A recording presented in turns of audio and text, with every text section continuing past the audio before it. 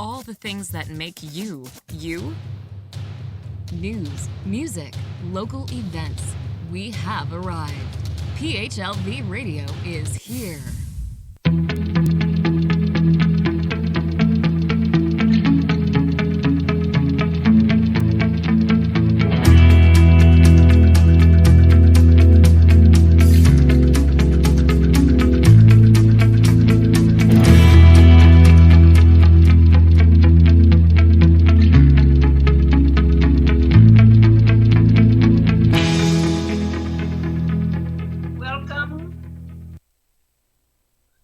Good evening. Welcome to Open Forum. Every Mondays here at PHLV Radio from 6 to 7 o'clock. We have the Open Forum. I am your host, Josie Harrison. And of course, I have 4 or 5 beautiful co-hosts. The other one was still waiting for her, but she promised she'll be here. But tonight we have Miss Charlotte Evans, Mr. Ceasar Elpidio. I have Dolly De Leon, Vicky Tambunting, and our special guest for tonight is Noel Casimiro. This is Open Forum. This is a social media for all of you, Vegas citizens, or any place in the United States who would like to join in. This is an open forum where you can share your opinion as to what's going on in the United States. What's your opinion of what's going on and what's bothering you right now? We want to hear your voice. And remember, you have to voice out your opinions. This is very important time in the United States. We have to be all together. We can share our thoughts and we can make a difference. And tonight, like I said, I have Noel Casimiro. And before we have our open forum here, for all the other news of my co-host, Noel, I would like you to say hello to our listeners. And remember, we are live streaming all the way down to Australia, back to the United States, and anywhere in the United States, we are live streaming. They can hear us in the Philippines. So please say hi to our listeners. Hello, everybody, and thanks for having me. Okay, and I would like you all to know that Ceasar, Noel is a community leader here in Las Vegas. We have been friends for 25 years, Noel? Oh, yeah. I would like you to share something about yourself, Noel. Your family, how many children you have, where did you come from? Are you originally from that?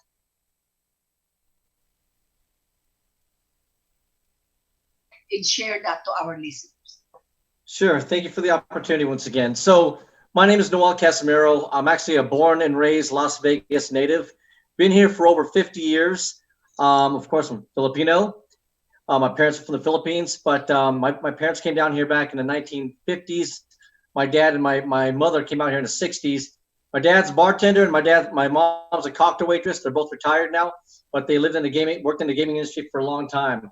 As far as myself, I'm the epitome of what Sin City was all about when in my younger days, and thank goodness I found my Lord Jesus Christ and changed, and now I'm a very loving husband and father, and I have 3 kids, and I guess you could say I consider myself a serial entrepreneur, or I like to call myself now a kingdom entrepreneur for believers.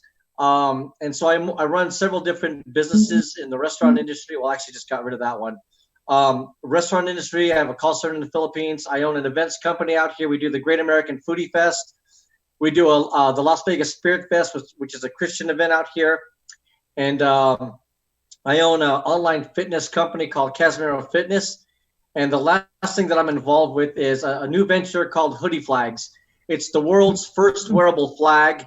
And I got the idea of watching a lot of people, at sporting events like the Olympics or World Cup soccer, when I see a lot of people always trying to represent their country by wearing their flag. Well, the problem is the flag was never designed to be worn. So what we did is we just stitched a hoodie on a regular 3x5 size flag. We put drawstrings here so you can wear it as a hoodie, and you can put the hoodie down and you can tie it around. And now it's a cape or a poncho. It's 100% waterproof. So if people are out there, outdoor sports or at an outdoor event, they can put the hoodie on, tie it around. Now they're completely covered.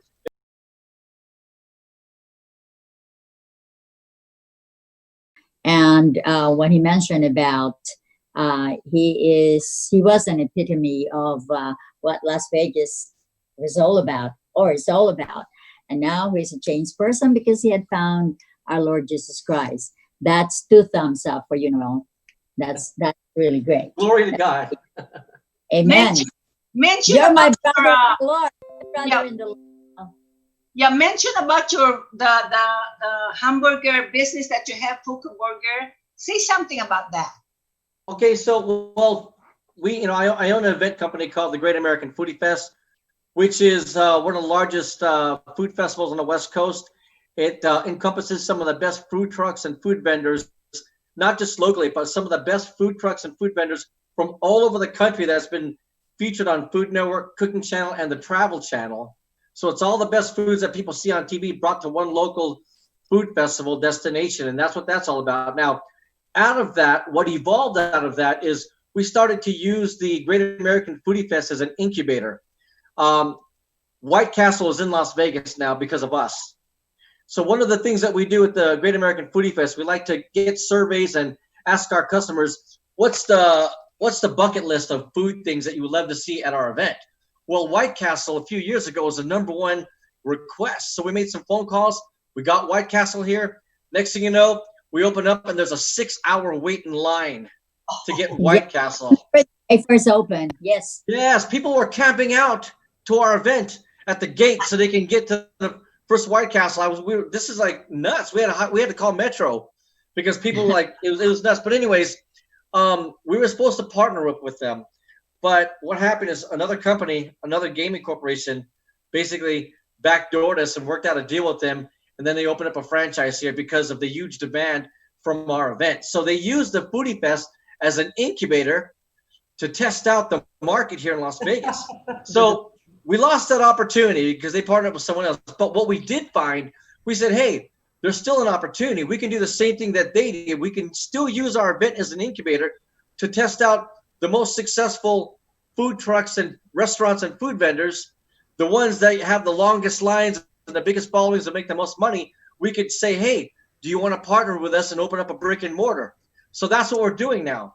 We are using the Great American Foodie Fest, and we are partnering up with our most successful food vendors to open up brick and mortars.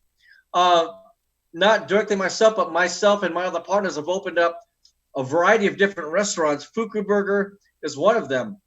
Now, we basically talked to Colin and said, Colin, look, you're doing really well at the Foodie Fest. You have one of the longest lines. Would you like to partner up with us and open up a brick and mortar in Chinatown? And so we came by the restaurant, took a look at the building that we had and look at the equipment, and that was history. We opened up a second one now. And the thing is, I need to say this, but I'm not a partner anymore because I sold my shares to my brother, who's another partner, and to my 2 cousins, who are also partners, and the other partners with the Great American Foodie Fest. But that's what we do with the Foodie Fest is basically we use the event to start new food concepts. Bless you. Bless you. That's live. Hey, Noel, God bless. same Do you guys have any? burger joint that was at the SLS when they first opened in 2014, or is that a different one? I remember a name similar to that, SLS, which is Sahara Hotel. Yeah. No, so SLS, there was a burger place called Momofuku. Oh, okay. So that's it. Yeah. Yeah. So Momofuku it's a style of hamburger that's being made. So what makes Fuku Burger so, different and unique? It's a Japanese style hamburger. It's not your typical regular American hamburger.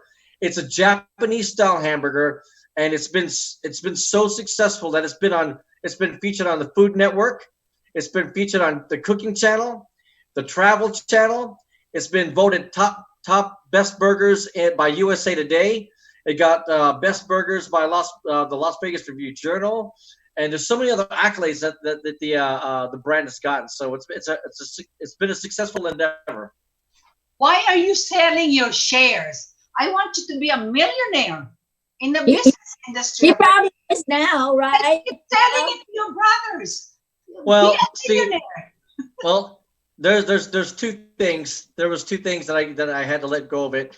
And I'm just going to be quite honest with you. There was something that the brand wasn't in alignment with my faith. The brand itself wasn't in alignment with my faith. There was something that I just felt uneasy with. And I just felt that I've been convicted to let it go, even though to this day, even my partners, when I told them, they were like, why? What are you doing? Why? We're doing well. We just opened up our second location and things are going good. Why? And then they were like basically fighting over the shares because it was such a great investment. But money isn't everything. Money is not everything. There's a lot of things that I've done that I believe I've been tested that, I know I made the right decision, and money isn't everything. Another thing that, happened, I have a call center in the Philippines. And one time, one of my partners called me up and said, I got a great opportunity. We can make $100,000 a year. This company wants to hire us right away. They want to start us off at $30,000 a month. Within 6 months, we can start making $60,000 to $100,000. And so I said, this sounds too good to be true. Let me get on the phone with the owners. In a nutshell, the owners told me that, we're like, what are you hiring our call center in the Philippines to do? They said, oh, we don't need them to call on a phone, so we don't need someone to speak really good English. They're just going to be texting. They're going to be sending out text to people all around the world. I'm like, oh, great. This sounds easy. What do you guys do? What are we texting? And then he says, have you heard of sex texting? I'm like, sex texting? I go, what is that? He goes, well, people subscribe to 1-800 numbers and they call and people talk nasty to them. I'm like, yeah, I know exactly what this is. I go, thank you. And it was long story short, I got off the phone. One of my partners who was right there with me, he goes, dude, did you hear that? He tried to slap me 5. I'm like, whoa. I said, stop right there. I said, I don't. He goes, did you hear what he said? He validated everything I told you, Noel. $30,000 startup, 6 months to 1 year, $60,000 to $100,000 a month, Noel. I'm like, I said, George, this is pornography. I cannot do this. Oh. And so a friend of mine, my partner, I said, I can't do this. And he got really upset, but I had to make a decision. I knew I was being tested. What's more important, money or my faith and my belief in God? So I don't care how. I told my partner, I don't care if it's $1 million a month. I wouldn't do it. So I believe that we get tested as businessmen, but I do believe that because if and when a person gets tested and they pass it, that not to get all religious, but my faith and my belief that he will bless you a lot more by making the right choice and decisions. For me, it's integrity first. It's my faith. And so, as a Christian, I put God first, my marriage second, my family second, everything else thereafter. And so people are asking me, Noel, how are you, not to brag or boast, but how are you so successful running so many businesses? How do you do that? How do you keep up with the time and manage and stay, be a good father and a husband? I go, because I put God first, my wife and my marriage second, my family third, and then everything thereafter. And God seems to make everything work because I'm in alignment. That is good, Noel. And one of our co-hosts is really in that kind of direction too. And I would like to introduce you to Charlotte Evans. And Charlotte, you met Noel a while ago, but I hope that your news has something related to what Noel is talking about right now. Please share your news. Yes. First of all, Noel, you are such an inspiration, and I want to know where I can go to get the wearable flag. Amen, brother. I love it that you are sticking to your principles and trying to do something positive in the world and just putting your energy out there in that way. And my dog is very excited that we're doing the show right now. So I've got a little dog toy here, Tame the Bird. But Josie, you're right. You and I have known each other for a long time, and I've been a journalist by profession and by training. I was a television news anchor at different locations, mostly Las Vegas, for more than 20 years. But now I've done a lot of other things since then as well, some political consulting, some speech writing. I've been a consultant politically a little bit, but all of that sort of crystallizes around a larger view in my life now today. I've always been a Christian, or I identify as a Christian, but so many spectacular things have happened in the last couple of years that I have brought me to a desire to be closer and closer and closer to who I see as my Heavenly Father. And with everything happening in the world today, we need that opportunity to know that there is a loving force in this world, because there's also forces that are not loving. And we're seeing it playing out on television today, in the news, and it hurts all of us. My mother, I'm so blessed, my parents are still alive, they're in their 80s. My mother's always been the most positive person, and especially a patriotic, they're Democrats, lifelong Democrats, patriotic people. My father was in the Army. He got out just before Vietnam started, but he served his term. And I see them watching the news now, and it's crushing their spirit. It's crushing their spirit to see how divided our country is, and the vandalism against historic monuments. Many of the monuments, yes, were controversial, and I can understand that part.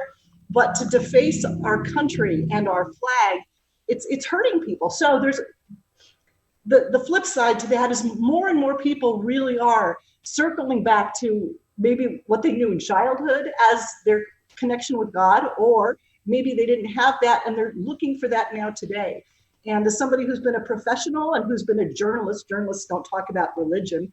I'm so blessed to be on a forum with Josie, with all of you, who just openly share your love for God, for people, and for bringing some peace into this world. So thank you guys for inviting me to be on this show with you. I think this is exactly what we should be doing in this world today. Amen. Thank you so much. Ceasar, do you want to join us and share with us your news today? Yes. And I'd like to talk about something that the Supreme Court just made a decision on. And it's about our dreamers. And the DACA, also known as the Deferred Action for Childhood Arrivers program. For children. And I think it's more known as the Dreamers Act or something like that. Well, what happened is that on August 15, 2012, President Obama signed an executive order to have all these, close to about 650,000 children that were brought here through no fault of their own, because they were brought by their parents to America. And we know a lot of friends and family members who came here, the TNTs, Tago ng Tago, I think we call them that. And for some reason, they grew up here with undocumented. I'm not going to say illegal, but undocumented. And so we just for historical purposes, when Trump came in, he rescinded that executive order by Obama. But again, it was challenged in court, and so there was an injunction on it. And then all the way to 2018. And then, of course, we know that it went all the way to the Supreme Court, and the decision was made last week, where they continued that.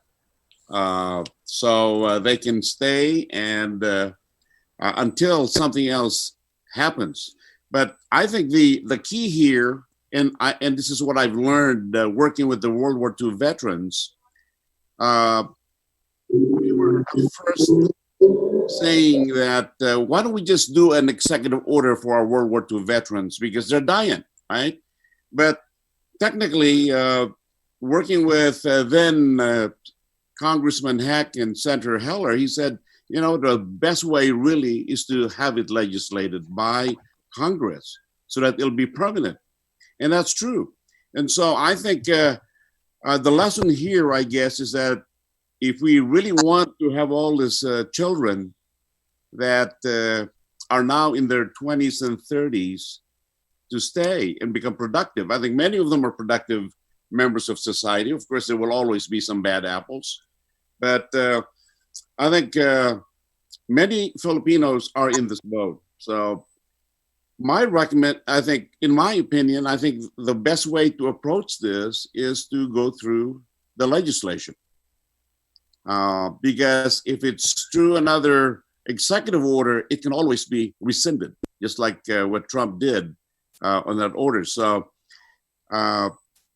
in our work with the World War II veterans, it so happened that the two legislation that went up there did not garner a lot of support, because the thinking was, hey, they're all in their 80s, 90s, they're all going to die in 5 years, so why don't we just wait them out?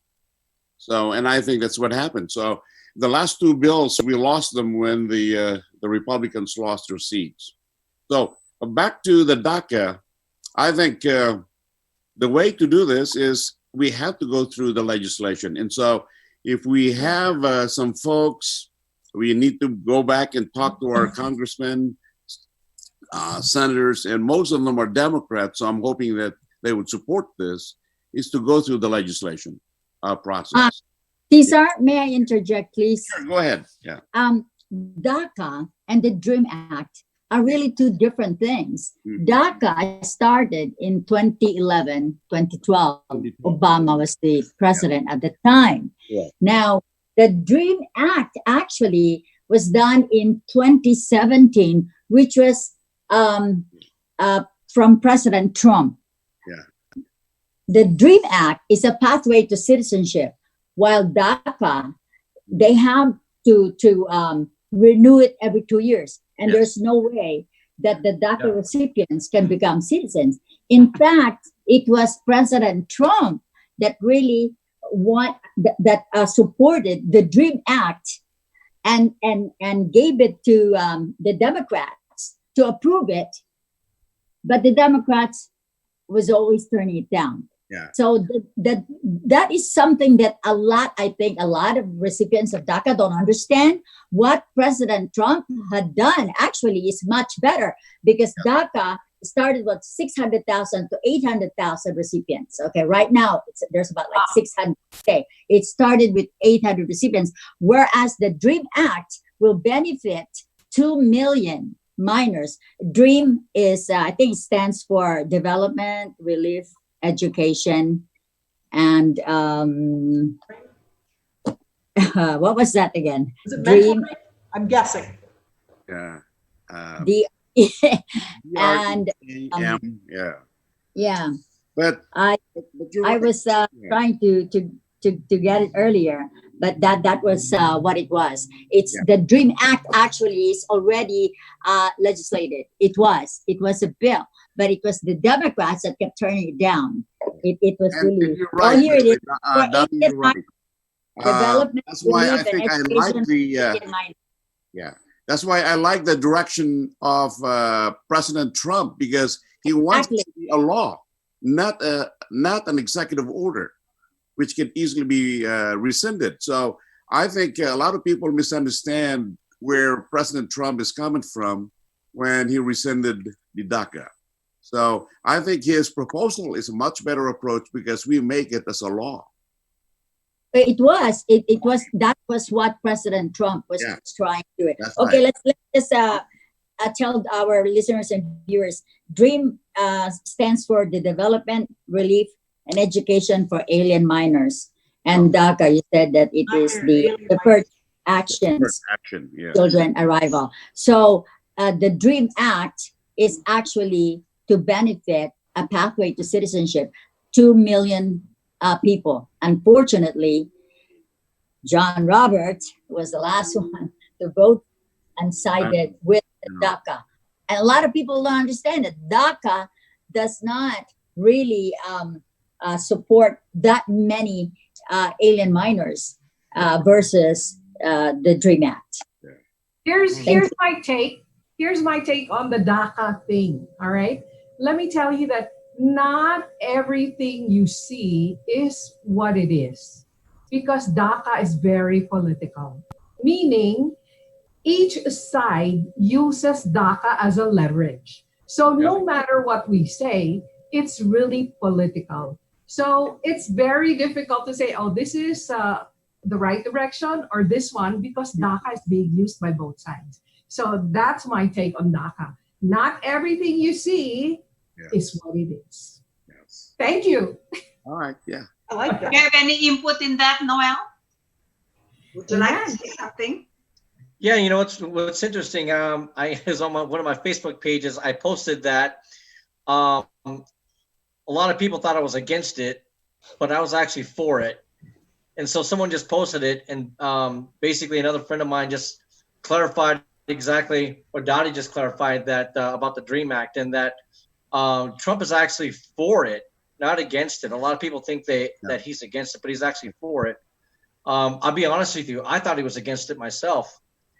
Just watching, certain media channels saying that he was against it, so I just believed it until I was corrected. So yeah, good to know, and I'm glad I got clarification. For me, my take on this, we are talking about kids. Yes. And kids are here, and they need future or what have you. Yeah. We are aware what kind of financial status or hardship they have in their own country. If we are rich and we can afford it, for me, it's okay to help, But what I want our government to do is think about our problem first. I'm married to Fred. Right now he's 100%, a recipient of the VA benefit. I mean, worry about our problems, suffice whatever program we need to fund. You know what I'm saying? Our senior citizens, our veterans, the Filipinos that fought in the war, that they died for saving and giving us our freedom. What I'm saying, I don't want to be greedy. If they are here already, I know they have to go to legislature and all of that, fine and dandy. I'm all for it. It's our tax money that we're giving. We want to help them. Let's go help if we can afford it. But holy macaroni, worry about our problem too. We have a lot of PTSD vets. Let's give them all that we need to give them to help them. Also to rehabilitate their life. These people are the one who went to Vietnam and fought for our freedom and for the luxuries that we have right now. Thank God to all of them. That's what I'm looking for. I don't care. I help. You guys know me. I would like to go to police department and support them, to all the frontliners, the nurses, the doctors. Let's help them here first. And then if we can afford to give trillions of money all the way to the Middle East just to help them or what have you, wait, pull it back. Let us enjoy our money first. Let's have a beautiful life in America. Then if we can afford the excess of that money, why not? That's my take on all of our problems. That's my take. So who's next to share? Vicky, do you have anything to share? Actually, this is different now because I thought I was going to be late today. I came from Tucson, Arizona, from the passport office. Okay. So we had to get a 72-hour, you can get a passport, a U.S. passport in 72 hours before you leave for the Philippines. So I drove to Tucson because LA was full. So I had to drive to Tucson 6 hours yesterday, get an appointment this morning at 9 o'clock, and got the passport at 10 o'clock to leave for Wednesday. So I just wanted to share that these things are possible. If you need a U.S. passport, if it's an emergency, they'll give it to you within 72 hours. But unfortunately, Las Vegas is closed. So LA was full. So we had to drive to Tucson, and that's a 6-hour drive. So I thought I was going to be late, but thank God, as usual. Thank you that God is always on time. Never late, always on time. So I'm here on time. Vicky, I have a question. Is it a lot easier in Tucson rather than in maybe San Francisco? It's a passport office Yeah. in Tucson, Arizona. It's a beautiful place, and the driving was great. So you can get U.S. passports there. So unfortunately, Vegas is closed. We could have gotten it here in Vegas, but this is the problem. I just trust God because the travel is going to be to the Philippines. And there's quarantine, like 14 days. Everything is so fluid. So I don't know what's going to happen. But like I said, we got to trust. That's it. Trust in God. But you know what? The 14 days quarantine, you have to pay for your hotel, right? Yes. Pay for that. You pay for everything, and they might not let you land in Manila. They will divert you to Cebu. And then you quarantine 14 days, and then they fly you. I mean, it's the same flight, but they fly you to Manila. Now, is that the problem important for there. you to go to the Philippines now, really? Everything is very fluid. So we really have to go to the Philippines for some reason, emergency. Why, you So have a lot of money to get from there? Oh my God, no. No, it's really the hassle.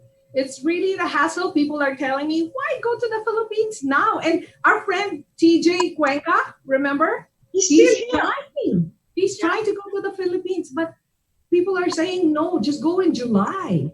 But Yeah. we can't. So we got to go. Anyway, so that's our travail. We'll find out what happens. Charlotte, we have our guest next week, and that is Scott Walsh. And kind of tell us something about him. Well, Scott Walsh works with an organization called Judicial Watch, and it's a national 501c3 type of corporation. What they do is they're a watchdog. They're apolitical. Political They watch. launch investigations. They file Freedom of Information Request Acts to get information. And so Judicial Watch is the organization that uncovered Hillary Clinton's emails. And they're the 2000. they're the same organization that's actually filed a lawsuit to force her to be deposed, and that's actually going to happen. So Judicial Watch is one of a very, very short list of watchdog organizations in the country right now that are doing this kind of work. I believe they have 12 attorneys on staff, and in different states where there's a need, or if they see a potential corruption issue, whether it's involving voting or anything that pertains to American civics, they are there as a watchdog, and they do file lawsuits to try to bring about change. And I'm really excited. You guys are going to That's exciting. Come to us. Yes, the information that they have is unbelievable, and there aren't many groups doing this kind of work. So Judicial Watch at judicialwatch.org, I believe, if you check out their website, it's amazing what they're doing. The main guy is named Tom Fenton. He's on Fox. Yes. So Tom is the boss of Scott Walsh, who's the He's the regional president. director, which covers Nevada and our area. And Scott's going to come on and talk with us next week. Oh, wow. That's an You exciting. can ask him anything you want. And he's also happy to share his own personal opinions, which are separate from necessarily what Judicial Watch is doing, but he'll also tell you what Judicial Watch is doing. He's got a real strong faith in this country as well. So he's a fascinating person, so brilliant, and what the organization is doing is so needed. That's great. Yeah. We have now an issue about Black Lives BLM matter. I would like to ask each one of you, I will start with Noel as a guest. Let's be cognizant of our time. We have about 23 minutes. Just give your opinion of what you think about that phrase of Black Lives Matter. So from my understanding, Black Lives Matter, that's mostly pertaining to police brutality or the history of police brutality here in the United States of America. And gosh,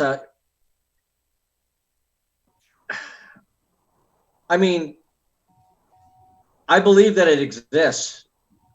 For me personally, I believe that there is, how can I put this? It's basically just known out there from past history of police brutality. And from what, again, I don't know what the stats are, because I've seen people that showed stats about, crimes or police brutality versus whites, versus Asians, versus Hispanics, versus, blacks. And I've seen a lot of articles and a lot of things saying that it's just hyped up. It's the numbers that, as far as the police brutality against African Americans, are the same amongst other, even Caucasian. So I'll be honest with you, I don't know what the truth is because I've seen so much. So here's the thing for me. I know that you have the left-wing media and the right-wing media, and you got to be very careful, because if you pay attention to one and not the other, then you're going to get conditioned to whatever agenda that they're pushing. So for me, I always like to watch both. I'll watch the far end CNN, I'll watch Fox, I'll watch all of them. And because I know in between there's the truth in the middle. There's the truth. And so when it comes to this, I see why African Americans are uprising and standing up for, or standing up against police brutality because of the history of it.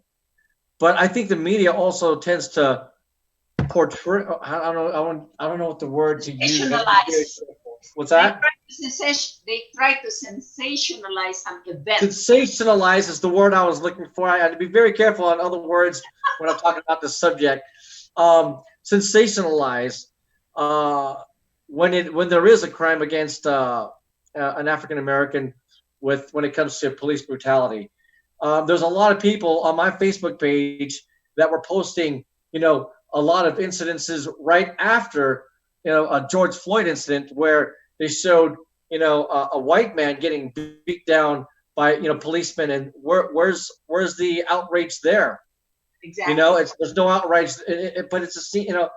For me, I'll be honest, and I don't want to upset my African American friends. I grew up with a lot of African American friends when I was growing up here in Las Vegas. There was no Filipinos out here. I hung out with a lot of Hispanics and everything else but Filipinos I hung out with. But as a Christian, I truly believe that all lives matter. Exactly.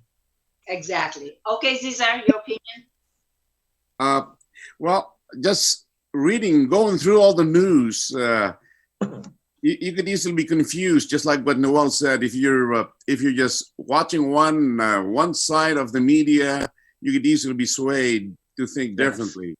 So there's a lot of stories going around that they're being funded by some other entity to cause some rockets and destroy. Looks like it's that conspiracy theory that everybody's working to topple Trump on this election, including the mail-in ballots in California. Now I think Judicial Watch has filed an injunction on that. So there are a lot of things happening that could change the landscape of American politics in November. So I really don't know. There are a lot of talk about different groups, powerful groups, money supporting the BLM, but which is also what's infuriating me is all these changes to this the attempt to change history by destroying monuments and turning back or removing events from our history books, and which is the opposite of what we're trying to do. Like when I was working with the World War II veterans, we wanted California started this move to add the role of World War II Filipinos during World War II in the social studies, because nothing is ever mentioned about the contribution of our Filipino World War II veterans. And I think those monuments or certain words like in the Pledge of Allegiance, those has been instilled in our heart and instilled in our mind. And that's American. That's ours. That's right. Black or white Filipinos. I was naturalized. I'm not, as you can see, I have flat nose. I'm not a pure white American. I mean, we are Americans regardless. And those are our history. If it hurts their feeling or in their mind, it's not right. That is our history. That's all. That's what those monuments stand for. Yeah. And go ahead, Cheryl. share your. Well, about the monument subject, I kind of feel the same way. Like maybe one of the things we need is more monuments. I would love to see a monument to a Filipino soldier who's fought for our country, and nothing comes top of mind about that. And I think the monuments that have been deemed offensive, certainly they're not culturally part of the way our world is today. The ones that would represent people who were born hundreds of years ago, who made decisions that they would not make if they were born today. I worry that if we take down every monument to every flawed human being, then we're taking down every monument there is, because every human being is flawed. There's only been one perfect person who ever lived.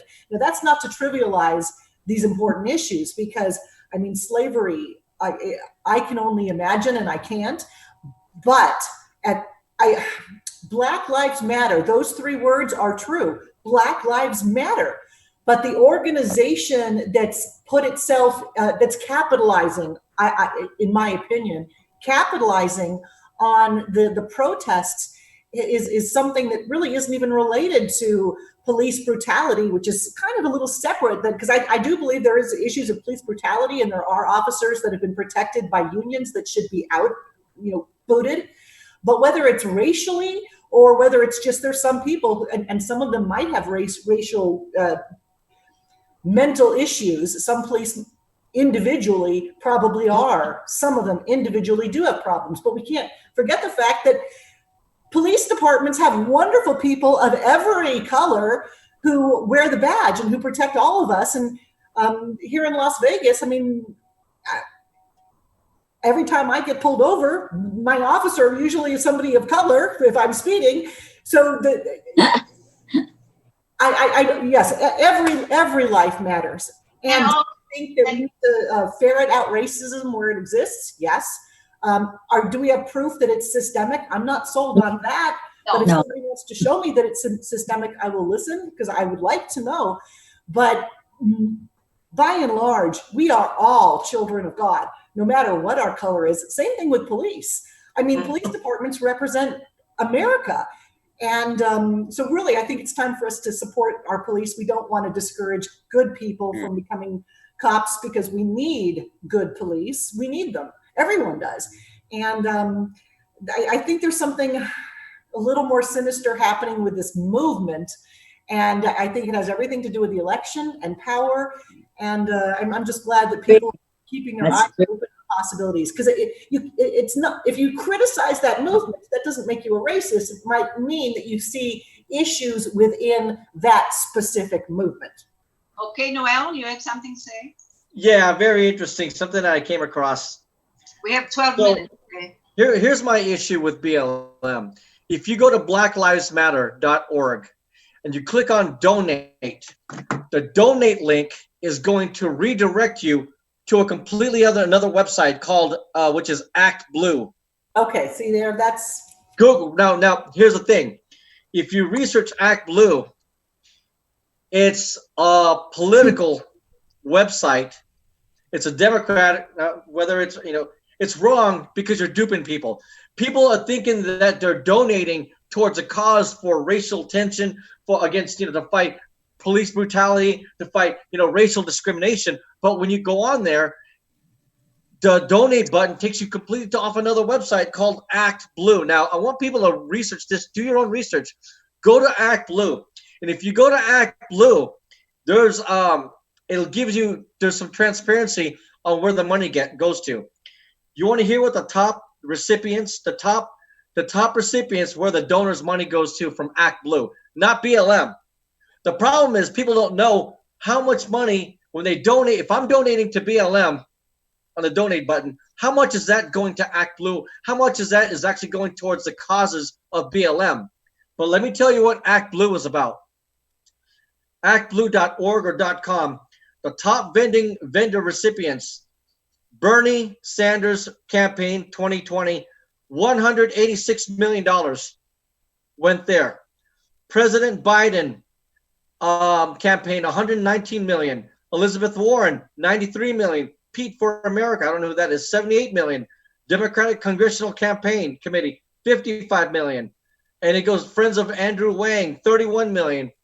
If you look at that, Yeah. it tells you right there. There's a list, so you can find out this information. If you go, and this is what I would seriously.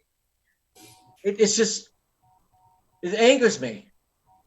Okay, I don't care if the money people were getting duped and it was going to any other party like the Republican Party, the Libertarian. I don't care what party it goes to. The fact in the matter is that people are donating, pushing that donate button, thinking that they're donating towards the cause, but it's redirecting them to Act Blue. And then when you research the Act Blue organization, they're a political website raising funds.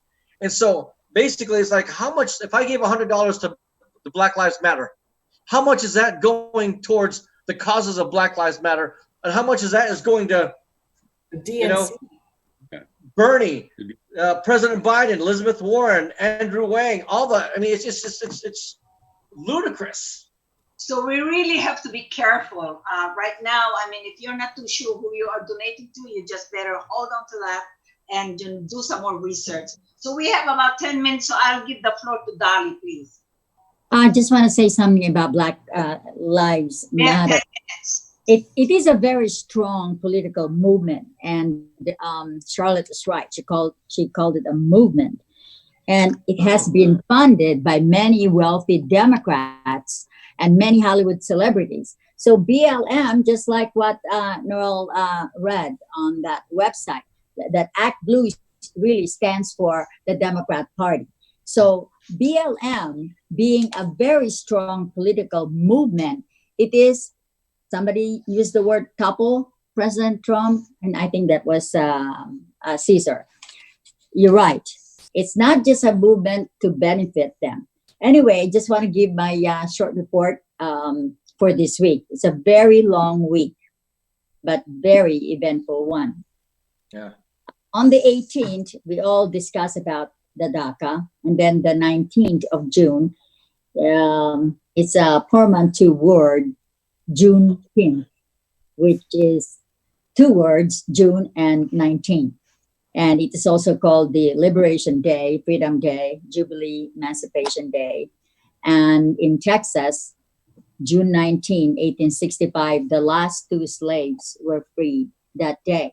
And it became a national holiday, I believe, if I remember correctly, it's 1980, and that was in Texas, Galveston, Texas, where the two slaves were finally freed. Now, last week, I said something about Seattle. And as we know, Seattle is still on fire. I'm talking about what the left-wing, the anarchists, those nitwits are doing in that state. It's very, very sad. Now, President Trump was saying that if the mayor or governor of Seattle will ask his help, then it's time for him to do that.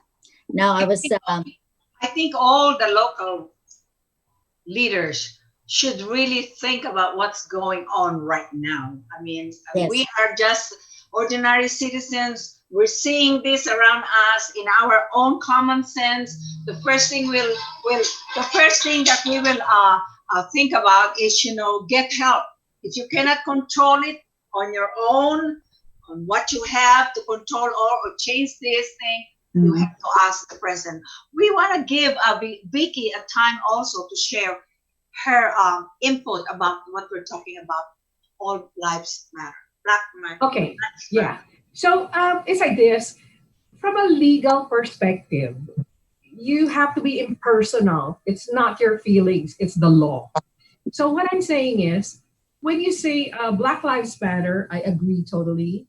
Actually, all lives matter. Asian lives matter, blue lives matter, Black lives matter, even criminal lives matters. For example, when we were in first year law school, we couldn't understand, why are you defending this criminal? You already know he's guilty. He killed someone. Why are you defending him? So we couldn't understand that. So, as you go to law school, it changes your perspective. And the only reason is that all lives matter. You cannot be choosy. When you say, let's say you're pro-life, you cannot choose which life. all lives matter. Like I said, even criminal lives matters. So in law school, we learned that everybody has a right to life, to liberty, and the pursuit of happiness. And that's what America means to everyone. So all lives matter. And I want to shout out to President Trump and candidate Joe Biden. Maybe you can be one of our guests one of these days. You know, Asian lives matter too. Yeah. Yeah, you never know. I mean, it's election season. So if Trump can give us like 5 minutes, Joe Biden can give us 5 minutes. Wow, kudos to Why you. not? So it's a shout out, a challenge. And you know, a while ago, Noel, when you were trying to kind of make a point that why is my cellular having a volume here? I already turned it off. But Yeah. anyways, Noel, a while ago, you were trying to make a point about all Black lives matter. That you're saying it is about the brutality of police that is, working to protect our safety, right? But you know, if you think about it, Noel, you were right. The police brutality is just like if you compare it to all family, all the fathers in the family. Not all fathers are good. We have to accept that. There are fathers that beat their child, beat their wife. They are not good father. So what I'm trying to say is in every section of life, facets of life, in our existence, in any branch of things that we need to survive, it's not 100% A-okay. There will always be somebody that's wrong, somebody that's doing wrong. But the thing is, let's judge that person who is not doing right. But we cannot, how do you call that? When you judge the doing of one person and kind of blame the whole, don't stereotype. You know, just because this guy did this, you're going to say all of them. You can't. There could be 10 policemen that are bad right now in Vegas. We don't know how we can identify them until we see their crime. But what I'm saying is, that's how it is. You know, like wives, not all wives are good. You know? Mothers. Yeah. So it's just like Charlotte is saying, all lives, and you too, all of us are saying, all lives matter. Not just Black. Not just Black. The way they're trying to insinuate right now that is supposed to be right now. We were all focusing that. And for me, that the way they celebrated the death of George Floyd and the way they have the It was ostentation. It was the service and all of that. And then I see some comments from Facebook that they said, they were kneeling. why they are doing this, because his background is that I don't know the reality of his background, if he's a criminal or he's a drug user or what have you. I am not pointing to that. But what I'm saying is he died, a policeman died also because protecting us. Why was not fair? How come we cannot celebrate this policeman's death who gave us his life to protect us? And this guy was killed by a policeman. Granted, that is wrong. Everything that happened to him, I absolutely say it's wrong. But that is a doing of one policeman, not the entire department. That's all I'm saying. Josie, the other thing that contributes to that, of course, is the biased media. They don't report accurately. So there's always an agenda behind the reporting. If you watch CNN and watch One American News or watch Fox, the way you report, the way you say it is always, there's an influence to the other side. Exactly. They use words. They always go back to that. Sometimes I will read some of the news and then it will go back to the way it is. I said, come on, let's give this man a break. Let's give this man a break. A policeman died. Remember that guy, that 77 years old policeman that was lying on the concrete there? Nobody was helping him. But the people that hurt him were the rioters. It's not the police. But nobody would help him.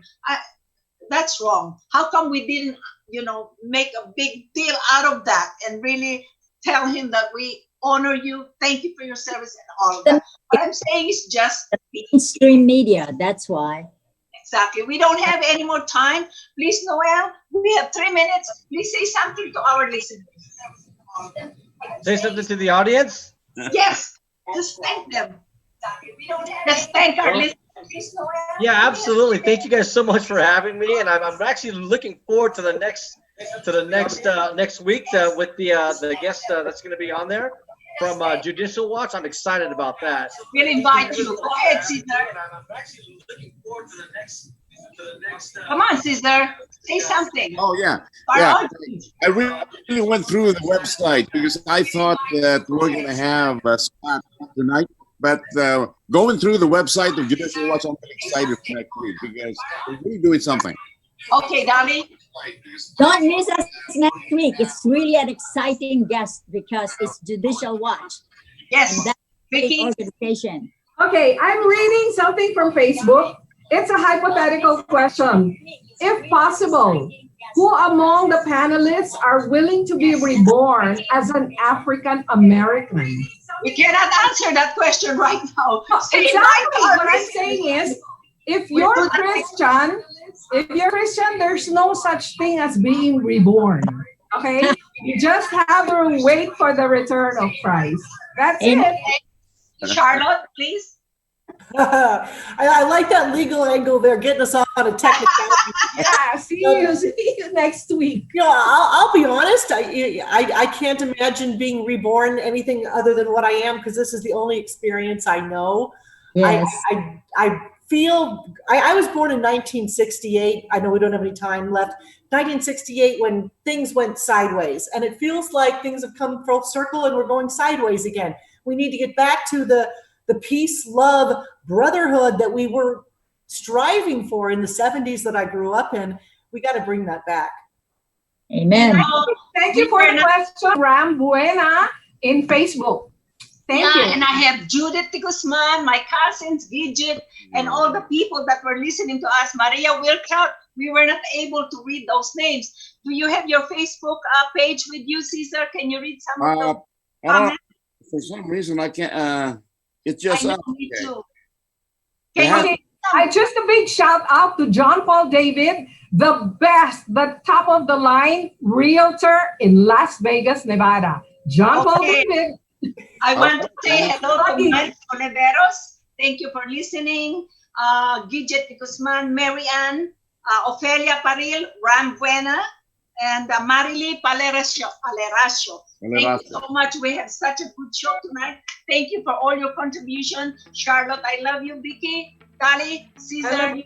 Thank you, Noel. Thank you. Everybody, Thank you, Noel. Well, Bye. See you. God bless. God bless.